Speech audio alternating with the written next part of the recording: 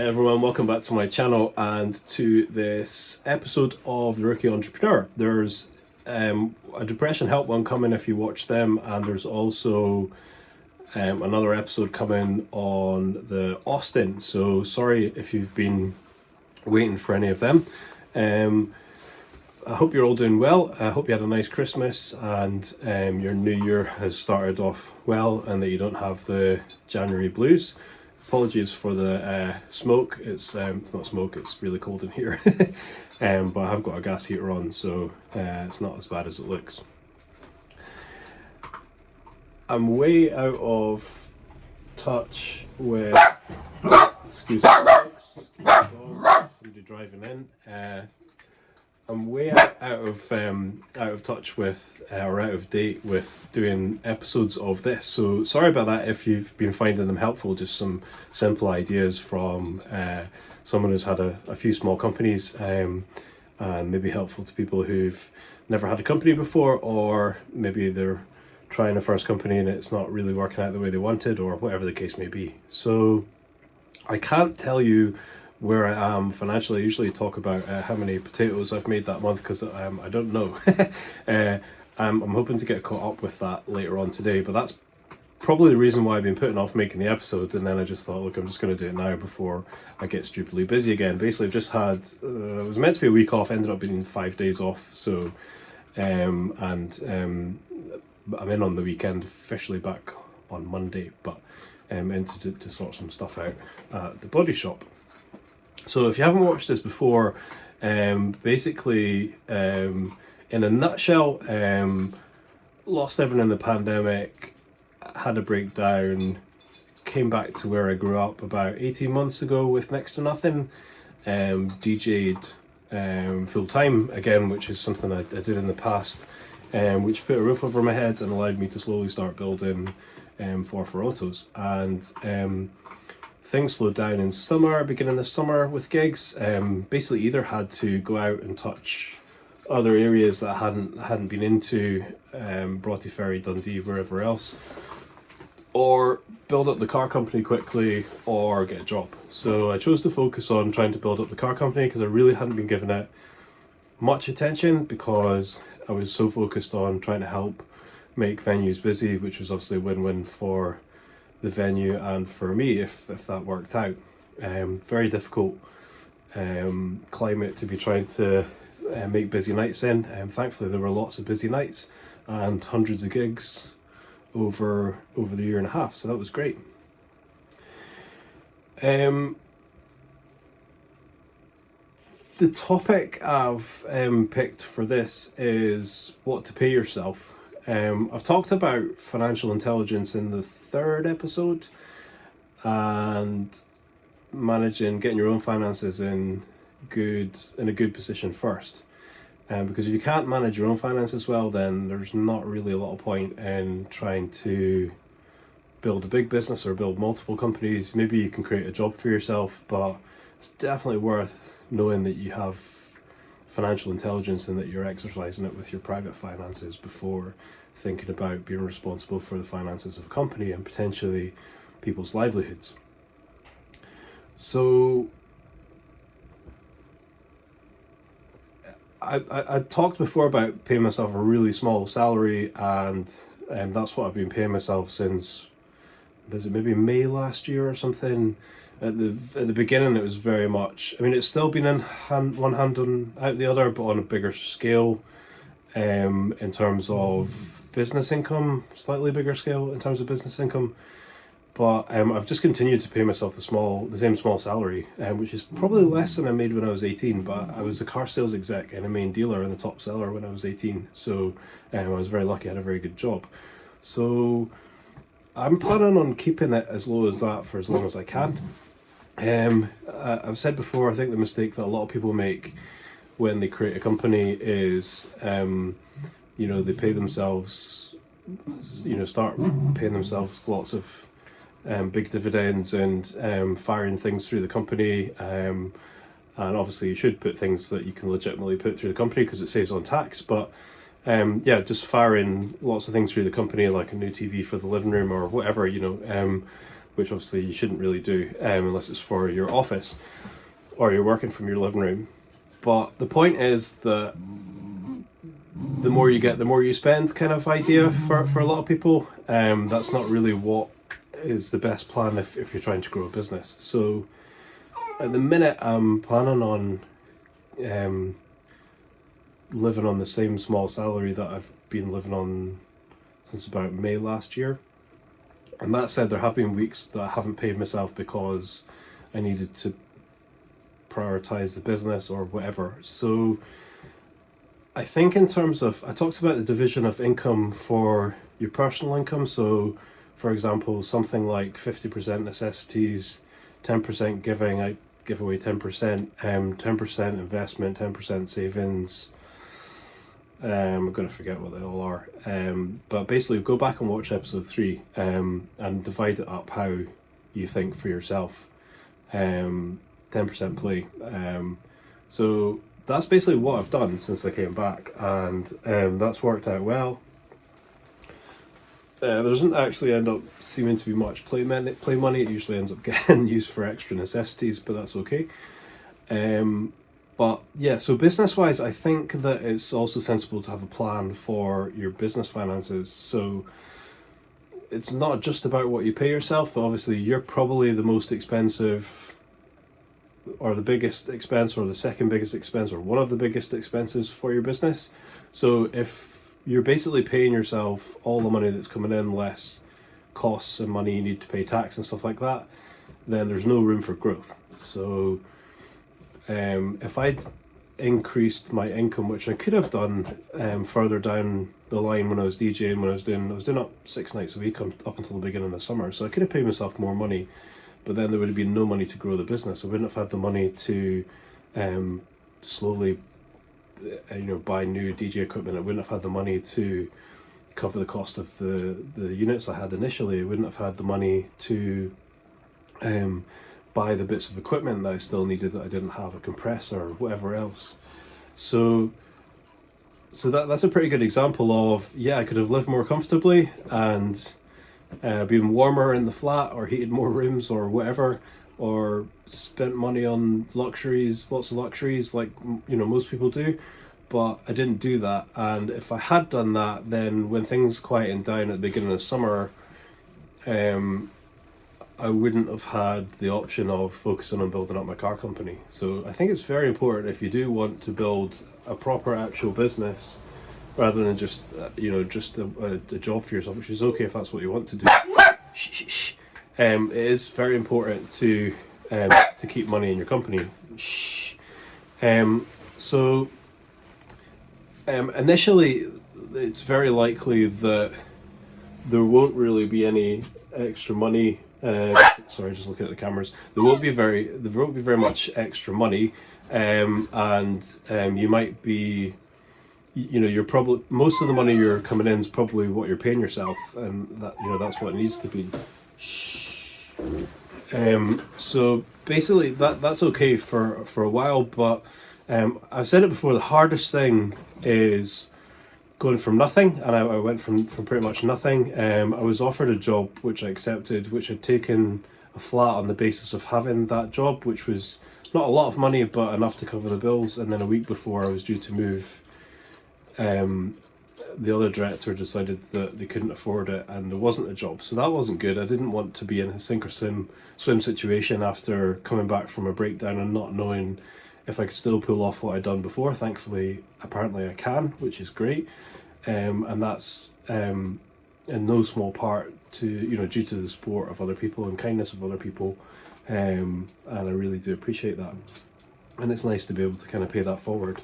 So it's losing my train of thought. Sorry. Basically, it's really important to keep to keep as much as possible within reason. So basically, the way that I've figured out, I'm just going to get a note up on my phone. I've thought about what the best thing to do what I think the best thing to do in terms of what you pay yourself, what you do with your business income. And what I'm basically aiming towards now, this is all pie in the sky. So I've set a weekly target of what this business needs to bring in, and based on that weekly target, I'd like to figure out what obviously my rent is and stuff like that. And I'd done none of this. By the way, I've taken on a body shop. I don't know if I've said that in another Rookie Entrepreneur episode. I had a couple of units I was working out of that got me started. 1st of December I moved into body shop, so I've got a building now, which is great. And there's been a body shop here for nearly 40 years, so there's also a lot of repeat people coming in, which is absolutely fantastic. So it would have been a no-brainer even without that, but with that it's brilliant as well. So just in case I forgot to mention that, that's quite a big thing. So basically that means my overheads are much higher because I've got a whole building to pay for. I've got stuff like water rates. Don't know if you knew this, but if you have business water, you have to pay for the rainfall that goes down the drains, which I think's nuts. And you're also paying for the water you use. Doesn't seem very fair, but so there's an interesting fact for you. You pay for the water that comes down off the roof and goes down the drain. Go figure that out. So basically, I've sort of sat down. Maybe just before I came away, and then I've refined it while I was away on holiday, to work out what the best way forward for me is. My objective is to become a full-time philanthropist, which means that I need to build lots of business and successful business, and that's my objective. So. And as I've said before, I need to jump up leagues very quickly. And I've come back to now what I was saying before, which I forgot, was that, no, I've just forgotten again.